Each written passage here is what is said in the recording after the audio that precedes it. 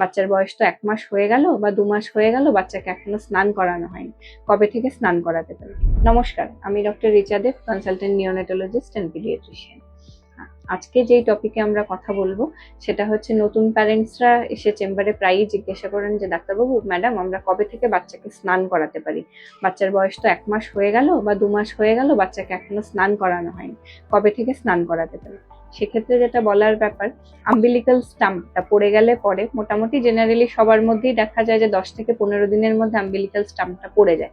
Umbilical stump মানে যেটা আপনার নাড়ি কাটার পর অবশিষ্ট অংশ বাচ্চার সাথে লেগে থাকে, সেই অংশটার কথা বলছি। সেটা যখন পুরো শুকনো হয়ে ঝরে পড়ে যায়, সেটা জেনারেলি 10 থেকে 15 দিনের মধ্যে পড়ে যায়।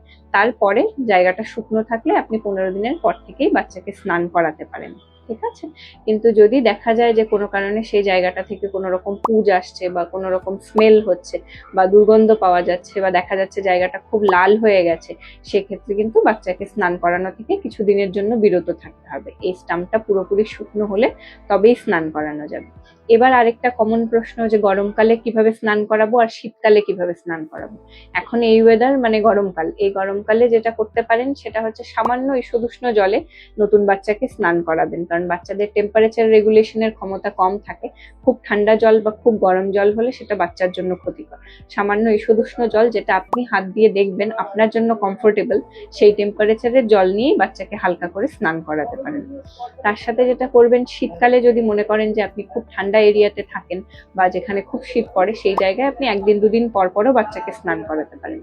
গরমকালে খুব হালকা জামা কাপড় পরাবেন, কটনের জামা কাপড় পরাবেন, যাতে বাচ্চা খুব বেশি ঘেমে না যায়।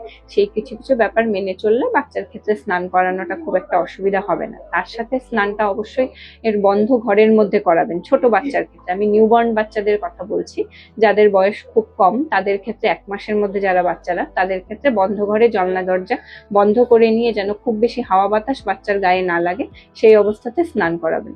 আপনি রোদে দেওয়া গরম জলও সেটা দিয়েও স্নান করাতে পারেন। গ্রামাঞ্চলে দেখা যায় যে রোদে গরম দিয়ে জলে স্নান করানোর বাচ্চাদের মধ্যে প্রবণতা থাকে, সেটাও করানো যেতে পারে।